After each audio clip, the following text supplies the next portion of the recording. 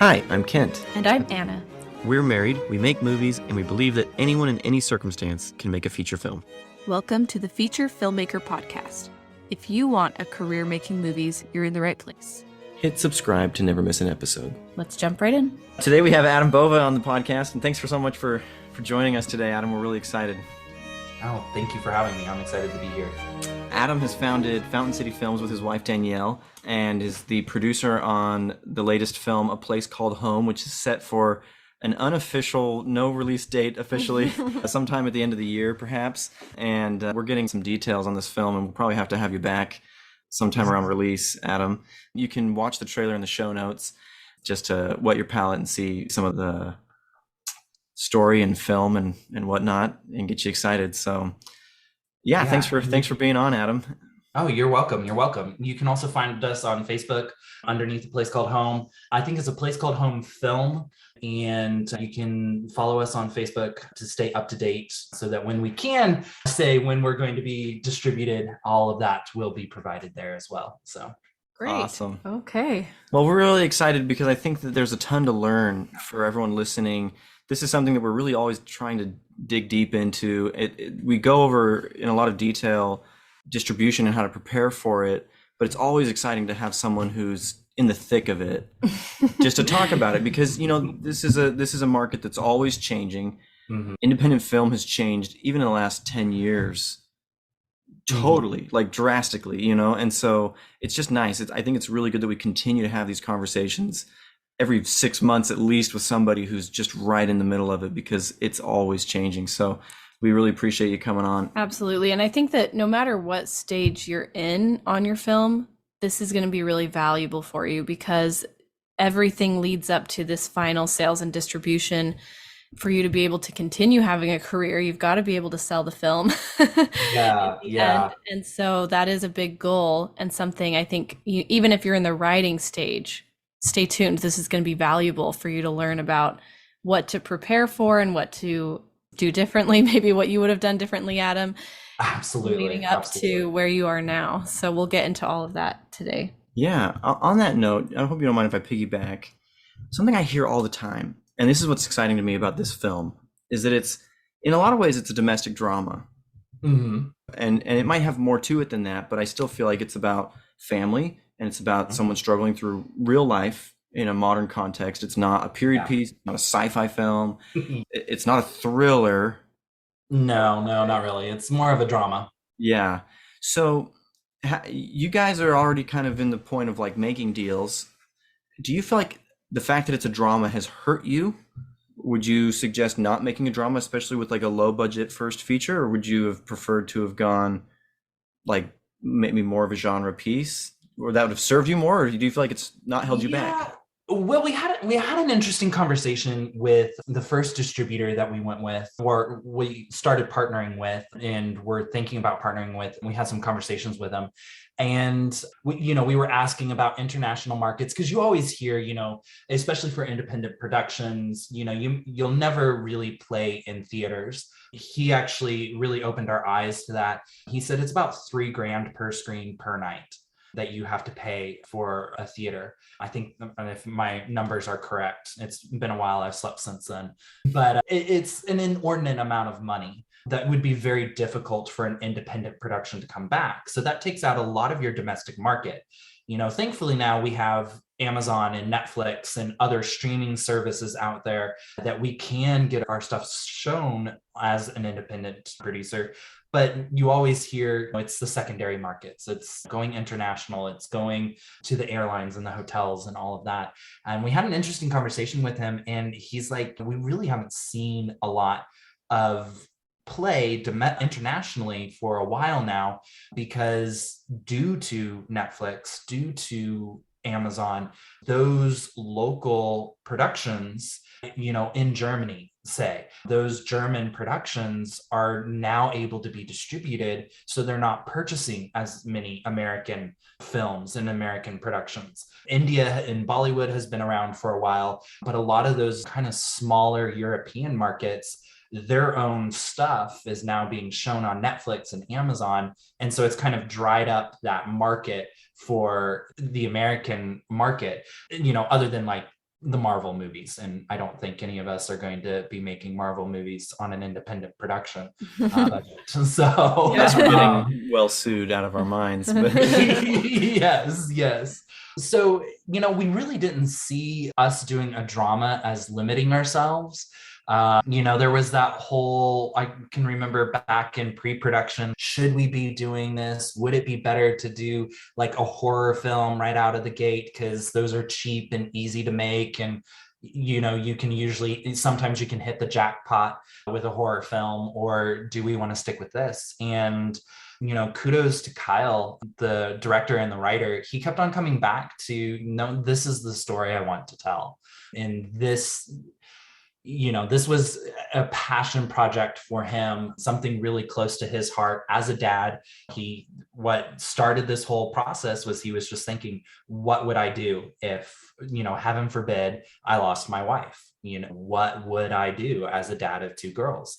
And that's kind of how this story came about. And that's, I think, why you connect to it so much, is because it is so real. Yeah, I mean, the story is very much about a widower, new single dad raising two kids on his own, and just trying to do that macho dad thing that I think is in all of us guys, of, we want to take care of our families, we want to protect them, we want to be the provider, we want to do, fulfill that role. And he tries and fails and has to wind up taking out a loan, kind of a shady loan, so he can get back to work, because as you guys well know, having children of your own, childcare is not cheap.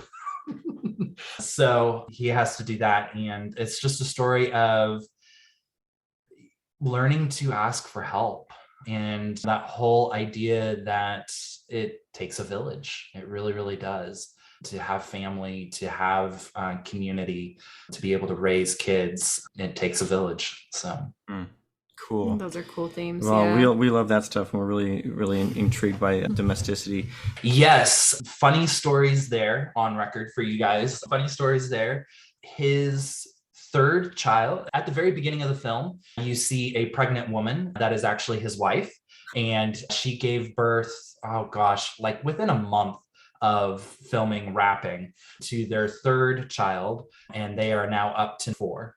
So Wow. 4 and are done. So Well, as far as they have planned, yeah, but yeah. But his child actually makes a cameo in the film when they're driving home from the hospital. The newborn infant is actually Kyle's child, and then the infant you see later on is an actress that we hired. So. Oh, funny. So it was like a pickup?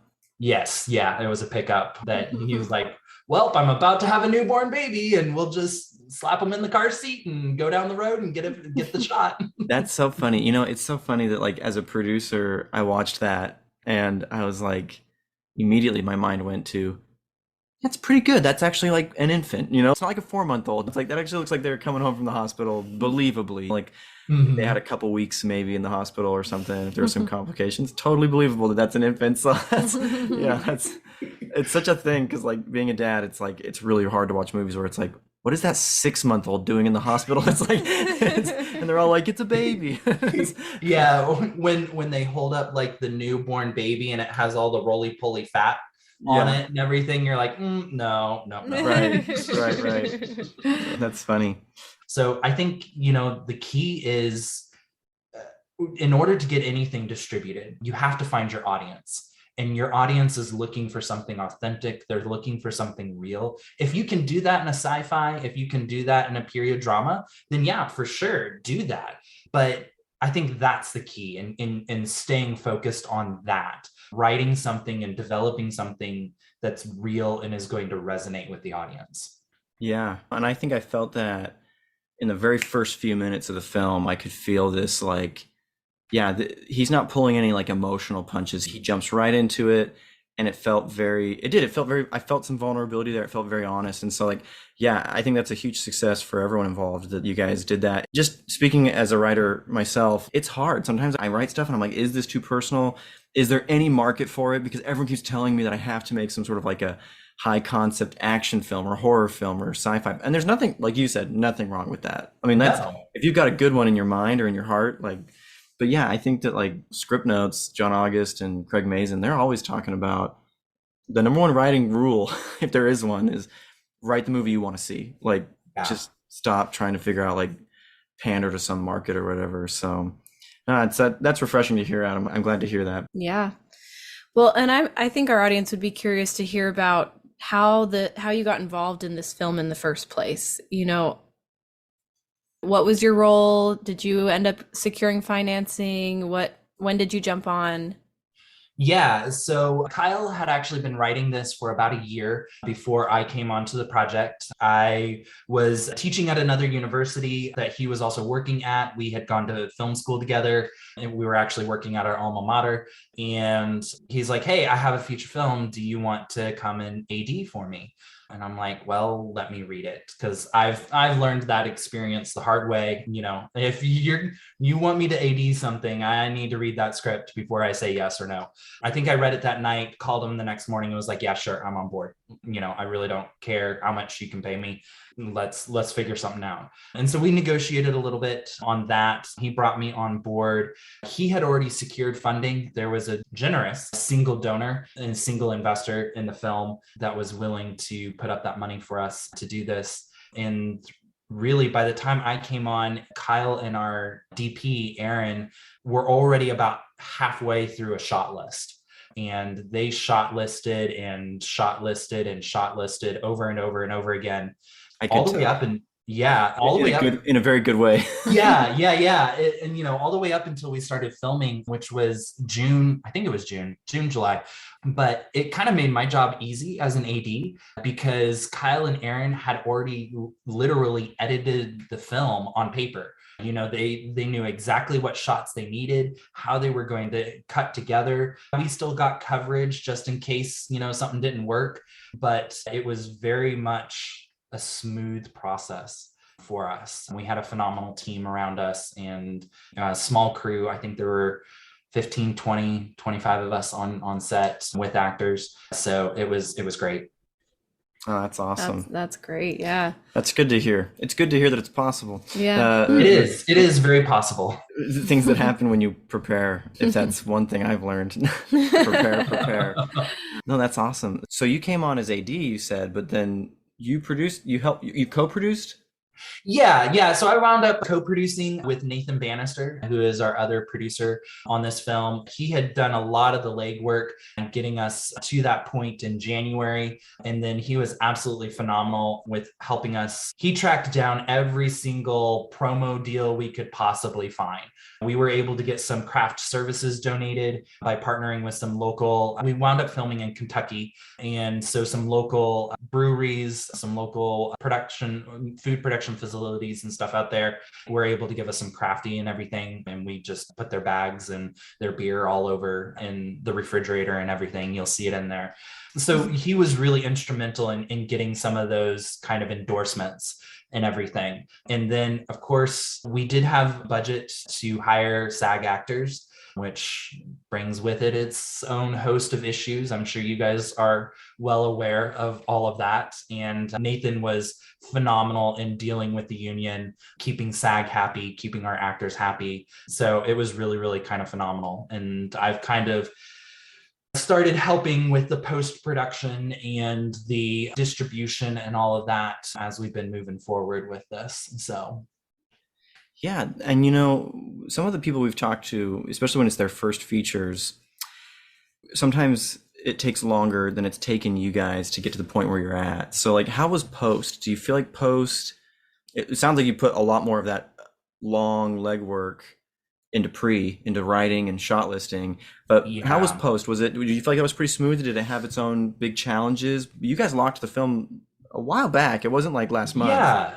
I think our post process was just under a year in everything. Again, you know, we had done so much of that work when it's just pens and pencils that, you know, that's your only expense there and the paper. We had done a lot of that work then. And so post really did fly by. our alma mater, we had some other people there that we knew that were working in the industry. So we were actually able to bring on an editor who is now on to, I think, their second studio that they are working in now. So we got them right at that sweet spot right before they got into what they were doing. She came on, and really Shauna and Kyle just kind of banged it out. In a couple of months, we had a rough draft or a rough edit of the final product. And it really hasn't changed much since then. Some small tweaks and everything. I think, our biggest hurdle, there's always those obstacles you run into set that you kind of have to wind up fixing in post. So we ran into a couple of those. I think Kyle actually found somebody from Germany to help us with some of our color grading and some of those problems that we had to kind of smooth over in post. And then we also were able to hire a composer who came in and scored the film for us. And that was a great experience as well. So. Well, I feel like everyone's done a good job on the film. It's come together really nicely, and that's Yeah. a lot of kudos to you and Nathan, the co-producers. The two of you obviously brought all those pieces together, so that's there's a lot to say for that. So Yeah. Yeah. Are you able to share with our audience the budget of the film? Is that? The vast majority of the crew, it was trading in favors, and the IOUs and the you owe me's, I worked on your project last type of thing. So we did a little bit of that, trading and bartering back and forth. But I think it just goes to show you don't have to have a lot of money to make a phenomenal film. And I think sometimes working on smaller budgets forces you to be more creative and forces you to really think about the craft and how you're sharing emotion and how you're telling a story. And that's what an audience resonates with. Yes, we all wish we could have, Michael Bay explosions all over the screen, and those are fun, but that's not really what the audience is after. And I think we're starting to see that. Disney will probably can us for saying this, but it seems like there's a little bit of a fizzle out around the Marvel Cinematic Universe, just because it's too much. It's too much of the same thing. It's like always having ice cream for dinner. You will eventually get sick and tired of it. I know your kids probably don't think that, but eventually that will happen. Yeah. You have to get back to the meat and potatoes, and the meat and the potatoes are a great story. You have to have a great story. Well, I love that you said that. I totally agree that that's really at the heart of it. And I think that having a small budget can be strategic and help us be more resourceful and get at the heart of what really matters, what audiences really want. I mean, and you had a budget, but for a first feature, it's not nothing. It's like you had SAG actors, you had a couple producers on the project, and you had a crew. Like some first features are made with even less than all that, and I'm not saying that that's better or worse. I'm just saying that, to your point, Adam, that sometimes we keep talking to people who feel like they have to have $1 million to make a first feature. Do you feel like that would have helped your project? I mean, it would have been nice, I'm sure, but do you think that? Yeah, it would have been nice. Maybe we could have gotten a more well-known actor. Right. But I would not trade Ben Gavin, our lead, for anyone. He killed this. He is Levi. He is the character. And, sometimes I think having those smaller budgets, trying to stay away, because you can't get the main or the named actors and everything, but you still get phenomenal people sometimes that are a little bit better at their craft and really embody those characters. One thing that was really important to Kyle, because we were filming in Kentucky, was the accent and nailing that Kentucky accent or that kind of Southern accent. And Ben grew up in Texas. And so he came to the audition prepped and ready. It was his natural accent, and it fit, it worked. It was natural, it was real. And I think sometimes we get too distracted by the shiny stars of Hollywood that we lose that authenticity that can come with having the right actor in the role. And Ben very much is the right actor in that role. And we were lucky with our entire cast and being able to really get the right actor for the role that we were wanting. So I feel like that's so true in all the roles too, is that you could potentially get a bigger budget and get a name person, but that Mhm. doesn't mean that they're going to be passionate about the project. And sometimes it's just a paycheck, but when it's your Yeah. first thing, or it's a big leap forward, it's something you're really passionate about, finding those team members that can make a bigger difference, I think, in the overall quality of the story. Absolutely. Well, and it's like you look at movies nowadays with big budgets, and those directors and producers have to fight tooth and nail to get someone who isn't huge in the role because, like you said, they are the right person. Uh, Yeah. I mean, you look at Elvis, like that just came out. Like that was a big risk that they took, putting a not nearly well known enough of an actor in that role. But who is going to complain? Like Yeah. he Yeah. was, it's like when you have someone who's right, they're right, and having Tom Hanks in there didn't hurt. But they could have put, Harry Styles in as Elvis or whatever. Yeah. So it becomes harder to cast the person you might want, who feels right, when you get bigger. And so yeah, at that phase, it's interesting that you talk about that. Anyway, that's Well, that's yeah, when the cool. budget's high enough, you have to do more work to get that money back. Yeah. That's Yeah. the fear that I Exactly. have. Well, I see this for a lot of people who want their first film to be a bigger budget, is either one, they end up trying forever to get that big budget. And years and years and years go by, it never happens. They could have made 5 movies by the time, they decide to do something else. Or they might get a big budget, but then it's still a first film and there's a learning curve and it's not Mm-hmm. going to be your best work. And Mm-hmm. then you might struggle to make your money back. And the machine is going to push harder on you. Like there's the pressure. Everyone wants their money back. You're not going to have that latitude to make those mistakes and the time that you need to work through those mistakes. So, anyway, we're getting on it, but Well, I think, one thing that hopefully your audience can kind of speak into, remember whatever money you do get for that film, you do have to pay it back one way or the other. You have to pay it back. And we are, all of us on all of our contracts, none of us are getting a dime until the investor is paid back fully. And sometimes you write those contracts so they get a percentage more. They get like 10% on top of what they originally gave to the film. And you have to look at that from an eye for distribution as well. If we had gone with a larger budget, we would start forcing ourselves into tighter and tighter of a distribution channel of what was acceptable, because we have to make our money back or you're not going to make your second film. We got through our festival run and we're really pleased with what we did. I think we won quite a few places. We were Knoxville International Film Festival. We were audience favorites there. We won at the Louisville Film Festival. The director has I guess they give out Slugger baseball bats Hmm. if you win at Louisville. So he Mhm. has that in his office. So, we did fairly well on the circuit and everything. But after that, we were just scratching our heads, like, because we didn't know how to distribute a film. Myself, the director, who's also the writer, Kyle Thorlton, we went to school together, the film school experience. A lot of people that worked on the set went to the same film school we did. But this is just one of those things they never teach you in film school. I don't know if yeah. it was different for you guys, but No. they never taught us this.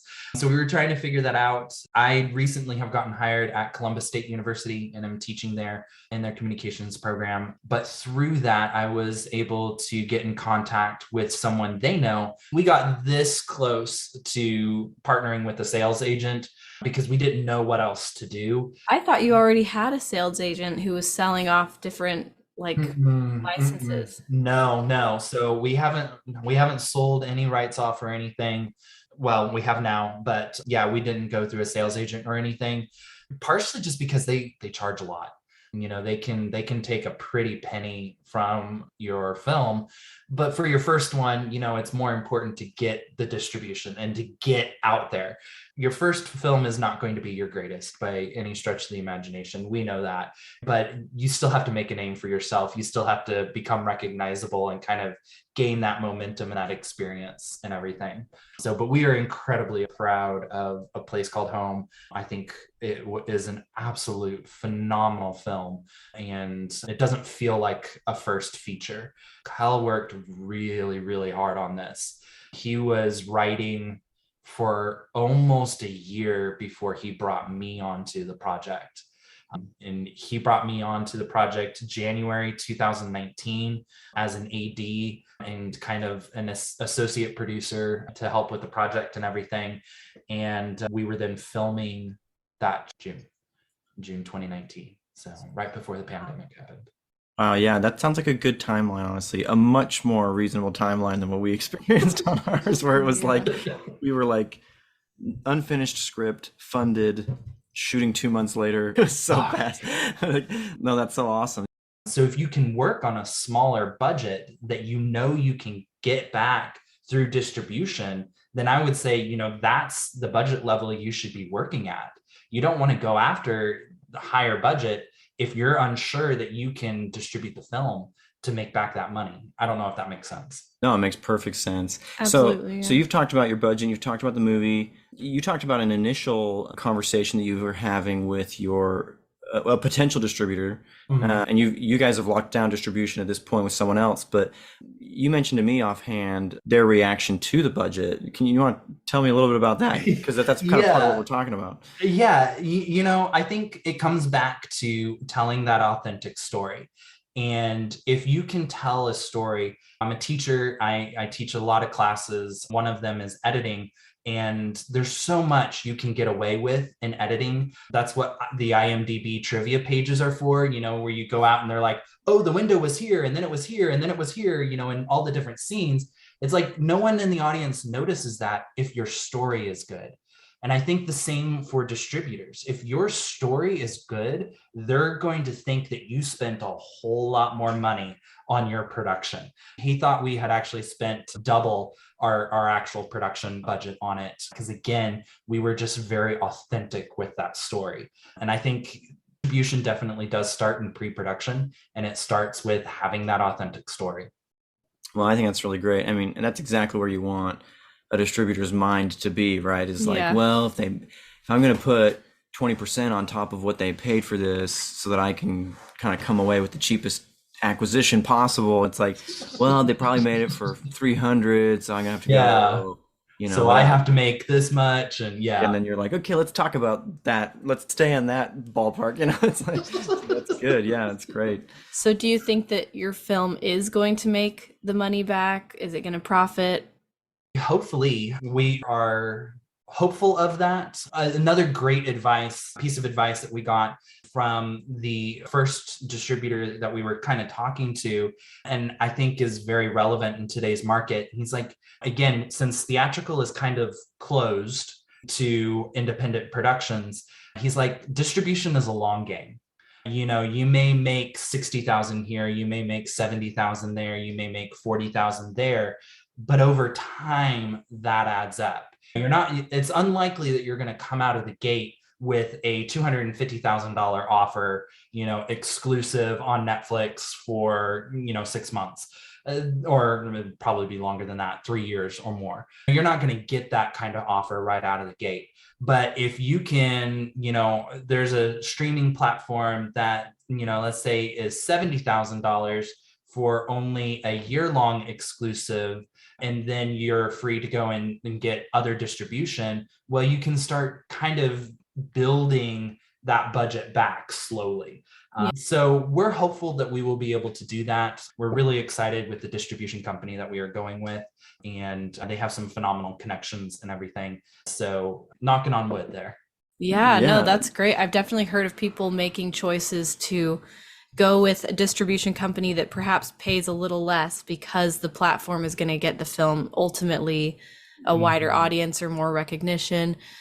But I've also heard it described as like you're leasing. You have a property now or an asset now, and you can lease it out. And that's, of course, going to build up over time. I'm a huge believer in playing the long game. So I really do believe that that's really great for you guys. I want to ask about a couple more things really quick that I think are really relevant. The first one is your festival run, and the second one is your relationship or lack thereof with sales agent. because I think those are both really relevant to like this phase of the process. And so with the festival run, I think a lot of people, that's like their whole post-production, like their whole distribution plan. Like, but you guys went to festivals. So talk to us about how it was received, and what it has or has not done for you. Yeah, we got some absolutely phenomenal audience response. We premiered at the Knoxville Film Festival in Knoxville, Tennessee, not too far away from Nashville, and we filmed right across the border in Kentucky. We wound up with audience favorite there. And then a couple of months later at the Louisville Film Festival, we won that one. We have picked up some additional awards. We were a final selection for the Rhode Island Film Festival. I'm not going to be able to name all of these. Another one out in California, the Arkansas Film Society was really impressed with what we had done. And so we were really getting this sense that we were playing very well in the South, which is kind of where this film is set. It's about the people that inhabit this area. It resonates with that audience very well. And so, we were able to get some buzz out of the film. Festival wins help you no matter what. Our latest poster is just covered in laurels, and everyone, ooh, that's impressive. But we really didn't get many offers out of our festival run. We had one sales agent that contacted us wanting to represent us, and they were kind of our ace in our back pocket in case we weren't able to find anything on our own. And so it did help us, get some notice and some recognition. But I think, unless you're playing in the tier 1 festivals, Tribeca, South by Southwest, the one out in Utah that I'm completely blanking. Sundance, there we go. That's bad. I should hand it back over my filmmaker card. No. Just a blank. Unless you're playing in those and winning those, you're not going to get distribution deals.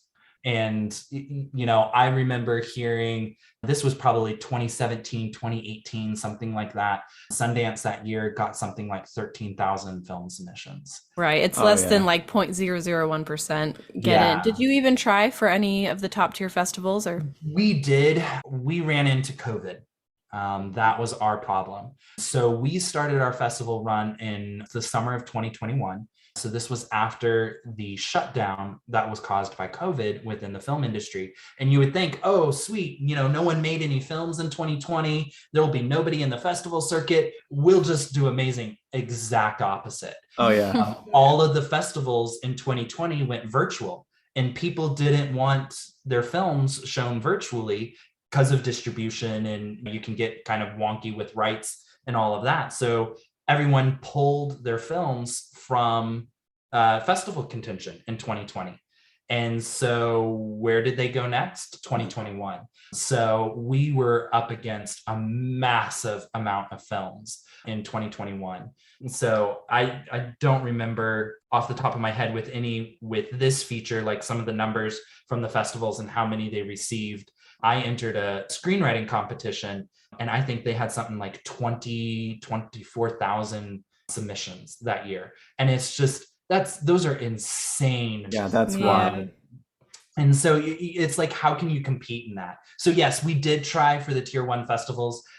We got quite a few responses back from them that were actually heartfelt and genuine. Like, this is an amazing film. Thank you so much for submitting. We've run out of space basically in our lineup, and so we can't show it. And we talked to a couple of those festivals after the fact, and they were like, yeah, it was just, there were too many films this year. So we had to make some really hard decisions. So we felt kind of good about that. And we did play very, very well in the festivals that we were able to get into. Regardless of all that, it sounds like you guys did very well. And once again, like, yeah, if you're going to spend $1 million on your movie, you'd better get a big enough actor who's going to like sail you into Sundance, because otherwise, it's coming back to that. So you didn't really need one of those, and those are never, almost ever, going to get in to a Sundance or a Toronto without somebody's name on the poster, So I mean, exactly. that's good to know, but yeah. So you said you had a sales agent reach out. Sorry.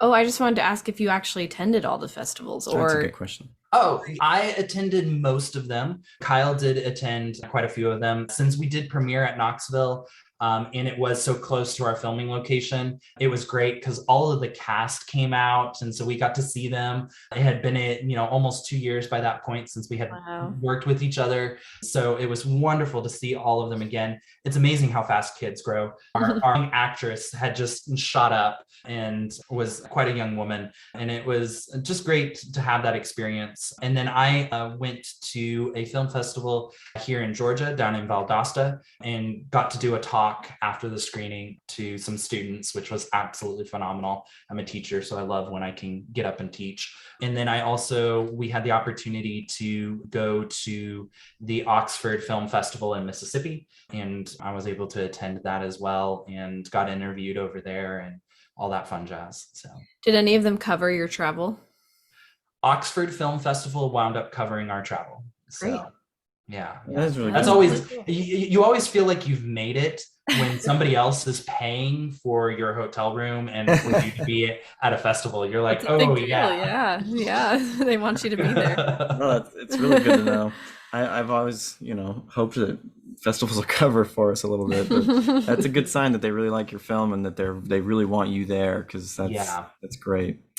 So talk to us about, you talked about being contacted by potential sales agents. I think most of us think like, oh, I'm right at that, or, that's kind of the goal, is to get a sales agent and go straight forward from there. Why didn't you decide to go with that? And why did you guys decide to go on your own? Yeah, we were at all points in this whole process. We've been very methodical about how we are going through this and doing our research and all of that. And just the more we were researching sales agents, it seemed like a very big risk until we had absolutely exhausted every potential ability, every contact we had, every second cousin's best friend twice removed person that we could go through to try to get in front of a distribution company. It was just too big of a risk for sales agents, because they do take a lot of your money, and they take a lot of your money before your investor is paid back. They just get a chunk of that distribution deal. And so it would have taken longer to pay back the investor and then to do all of our other residuals and all of that. And another goal that we had with this project is this is the first one. So we want to make the next one. So we need a little bit of a nest egg to be able to start making the next one. And just all of that seemed too risky with a sales agent. Unless your budget is very small, smaller than ours, or you don't have any of those contacts, then I think a sales agent, they'll open the door for you. And again, you need your film seen. If your film isn't seen, I hate to be harsh, but why did you make it? Right. It's because you have this story inside of you that you feel like the world needs to see. So make sure that the world sees this story. And sales agents can open that door for you and help you with that. And I think if you're also a little bit more patient than we are, that was another thing, is we just didn't want to wait 5 years to recoup our money. Kyle has already written the next script, so we're kind of starting to chomp at the bit to get that done. We didn't want to wait that long, and so I think if you're willing to wait on the long game, a sales agent will definitely help, because they have a very deep list of contacts that they can go through to get your film onto all of these platforms. Mm-hmm. Yeah. So did you ever reach out with like cold calls to distributors, or was it all people you knew? It was all through people we knew. That old adage in this industry is, it's not what you know, it's who you know. I have rarely seen it play out to such an effect as I have through this distribution process. And not to discourage anyone at all, it was weird connections. I got hired as a university professor, okay, so nothing to do with my film really, and the chair of our department knew this person who was a distributor. And so that was a connection that just kind of like fell in our lap and that we were able to do. And I think those kind of happenstances are way more common than we give them credit for. And it's possible. Yeah, that's great. I would second that, to be honest. Even in terms of investment, I think a lot of people think like, I don't know anybody with money to back up a film. And sometimes it's fast. Sometimes it's like Napoleon Dynamite, the producer's brother, just put up 200K because he had just it was like he was like one of those .com boomers, you know, and it was like that can happen. Mhm. And for you guys, it happened pretty quick. Our recommendation is like call everybody you know, ask Mhm. them who they know, and after you've called about 200 people, you will most definitely be able to fund a really cheap movie and not Mhm. spend your own money. And you're not going to get paid, but you're going to have enough money to make the movie. And you know, we made a movie for quite a low amount, but it was these were people we knew, and we ended up having four investors, but they were not people I thought would be interested in something like this. And so I, in my mind, could have said the same thing. I don't know anybody. And so I Mhm. think the same goes for distribution or in any phase. I've talked to a professor of ours who, two professors, they co-directed it one grand jury at South by Southwest. They went Mhm. and had a great sales agent relationship with Submarine, which is a big player in the world. They were almost shortlisted for an Oscar. They had a great run with that movie, like really Mhm. successful. Half of that stuff, festival curators, sales agencies, distributors, it was it was because Scott, our professor, was cold calling people. He openly Yeah. shared that with us. He's like, I cold called.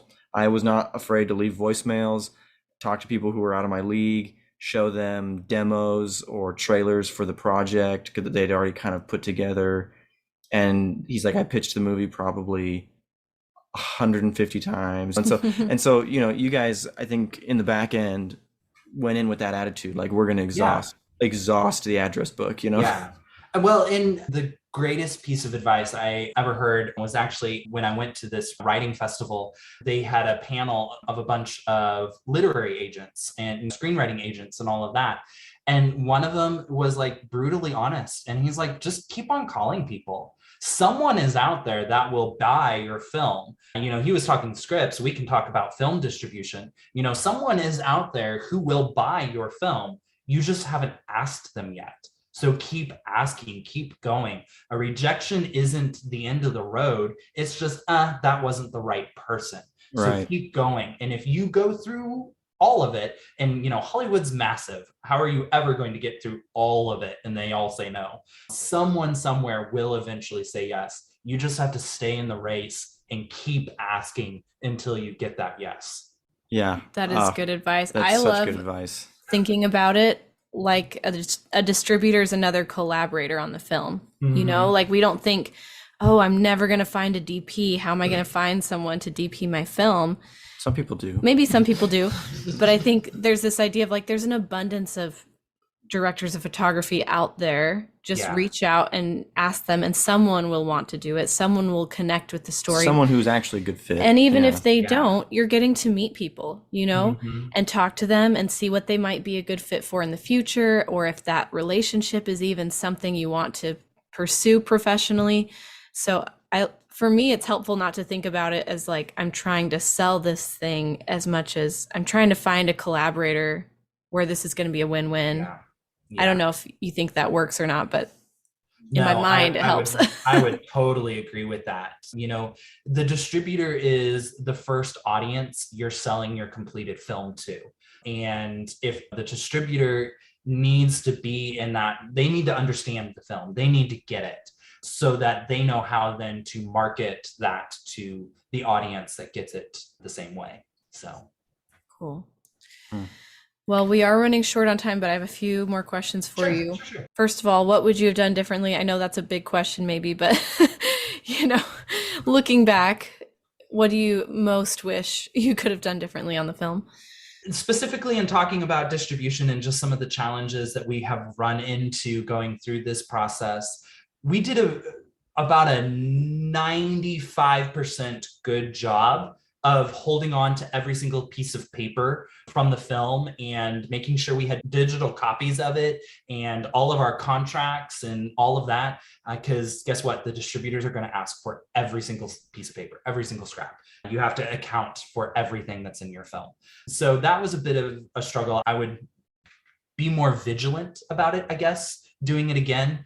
One thing that really kind of stressed me out, we passed with flying colors. I'll predicate that. But one thing that stressed me out really bad was when you get to a certain level of distributor, when you get to a certain level of streaming platform, some of them don't ask, but some of them do, for E&O insurance. errors and omissions insurance.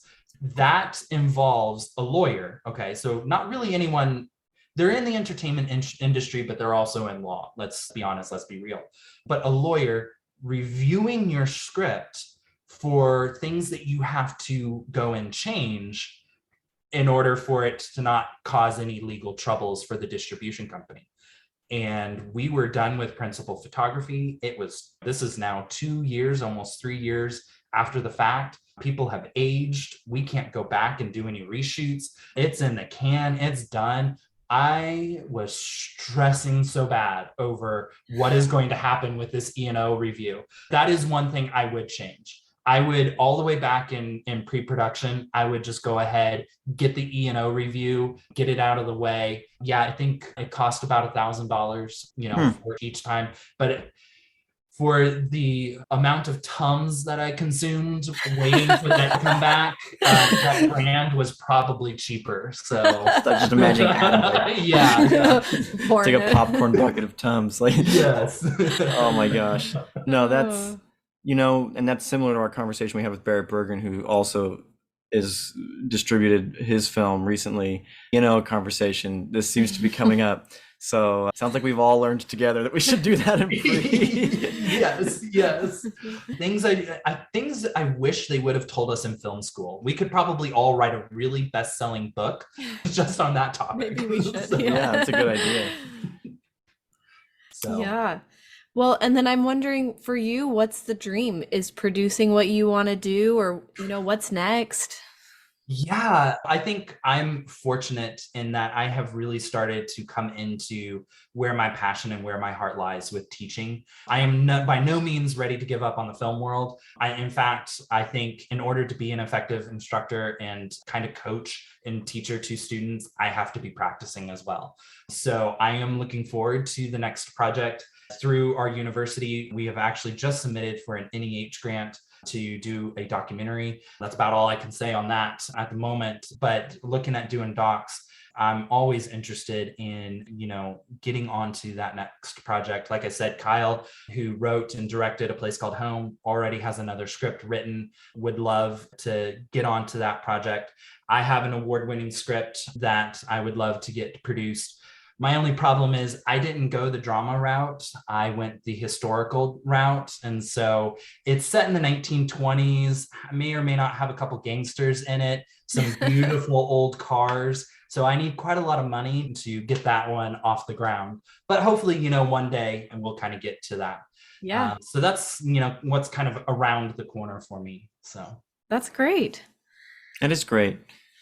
All right. Well, do you have any other last questions or last things you want to share? Is there anything? Yeah, is there any last thing you want to share, Adam? Do you feel like we just didn't get you questioned about? I want to say, thank you so much for letting me come on. I'm really passionate about how you guys are approaching the film industry, and with this family focused kind of almost work-life balance thing that you guys are trying to advocate for. It's so needed in our industry. We talk about how we have been distributing. And one thing to know about is, Kyle's a working dad. I don't have any kids yet, but, I am a working husband. And, yet we did this. We were a part of this. And this industry is not built to support families. It's not built to support women who have kids. It's not built to support men who have kids.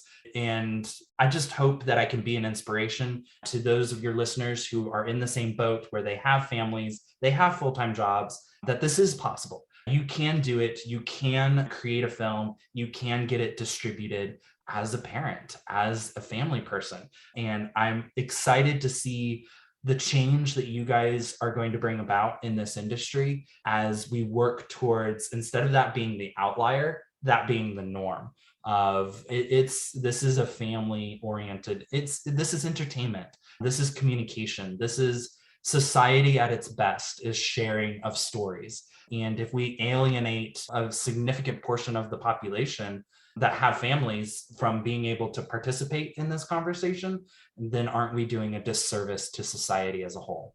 So I'm so glad you brought that. Yeah, of course. Well, I just appreciate all the words. Yeah. Yeah, and I'm so glad you brought that up. That is actually a question I had for you that I forgot to hit, which was just your own personal experience with that. What was challenging and what helped you to be able to have that balance? Or if Yeah. you didn't, what Yeah, what Yeah. did you we learn? did not on our first feature film. So if you feel like there was no balance whatsoever, that is okay. Yeah. No, we were actually able to strike a really good balance. I think a lot of that comes back to pre-production and just all of the work that we had done in pre-production. So Kyle, he's our director. He is the family man of the group. So fortunately for him, we actually filmed outside of his small town, his hometown. So his wife and kids were able to come with him. And so he was able to go home every night to his wife and kids. My wife, Danielle, she is in the film industry as well. So she understands, the challenges of this and this life. It was a lot of, late night Skype calls and everything. More her just listening to me breathe because I was exhausted from the day and wasn't up to having a conversation. Yeah. But because of all the pre-production we had done, we were able to stay under like 12-hour days. And there was one day I remember, I think we had only been on set for about 7.5 hours. And I went to the director, I went to Kyle and I'm like, dude, there's nothing else we can film. I'm like, we are done in this location. We would have to do a company move. We don't have permission to go film at the other location yet. So I don't know what you want to do, but we were only sitting at the 7.5 hour mark. What do you want to do? And he piddled around for a little bit, got some other shots and everything, some coverage, and then we wrapped. And it's possible. It is possible. We were only filming for 4 weeks. We were only doing 6-day weeks. We had a day off every single week. The crew loved it. A lot of our crew, were used to working on other larger productions where they have to go 7 days, for 3 months straight. So they didn't quite know what to do with themselves when we got to our first date break. And they're like, what do you mean? We actually like get a break? We don't have to do anything today? And we're like, yeah, go have fun, do whatever you want. So they did. That's awesome. Yeah, I love that. I feel like in any other industry or most other industries, if you're like just 6 days a week, under 12 hours, that's huge. They'd It's be like, like, what? everyone would be like, who am I Work needing how to, much? who do I need to sue? Like, Anyway. Yeah. Well, Adam, thanks again so much. We are out of time, but we just really appreciate the time that you put into this, that you've given us for this episode and all the knowledge that you've shared. And it's been really enjoyable. So best of luck with A Place Called Home. We hope to have you and maybe Kyle back on the show Yeah. come release date. So Well, we will keep you guys posted. All right, awesome. look forward to that. Thank you. You're Thanks. welcome. Thank you guys. Have a good night. You too. Thanks for joining us today. If you like what you're hearing on the podcast, you'll love the Feature Filmmaker Academy, a program designed to teach anyone how to finance and finish a feature film. There are many resources teaching you how to do a great job, but what they don't teach you is how to get the job in the first place. You cannot have a career making feature films until you've made at least one. Anyone can make a feature film using our proven model. It's risk-free. If you follow all the steps in the program, you'll finance and finish a feature film or we'll give you your money back. Learn more at invisiblemansion.com/feature filmmaker or click the link in the show notes. If you find this free resource valuable, we'd really appreciate it if you leave us a review or share it with another filmmaker. We'll see you next time. Bye.